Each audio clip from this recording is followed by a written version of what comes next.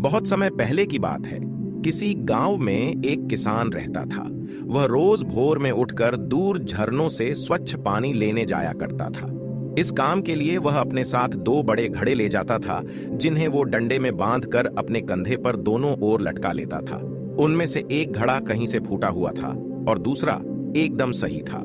इस वजह से रोज घर पहुंचते पहुंचते किसान के पास 1.5 घड़ा पानी ही बच पाता था। ऐसा 2 सालों से चल रहा था। सही घड़े को इस बात का घमंड था कि वो पूरा का पूरा पानी घर पहुंचता है और उसके अंदर कोई कमी नहीं है।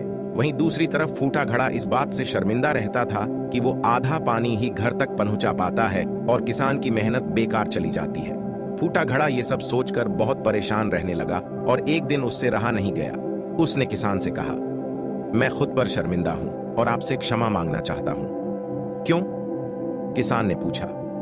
तुम किस बात से शर्मिंदा हो?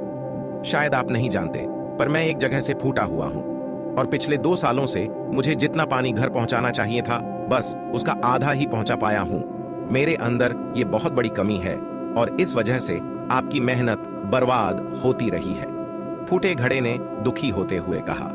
किसान को घड़े की बात सुनकर थोड़ा दुहक हुआ और वह बोला, कोई बात नहीं, मैं चाहता हूं कि आज लौटते वक्त तुम रास्ते में पड़ने वाले सुंदर फूलों को देखो।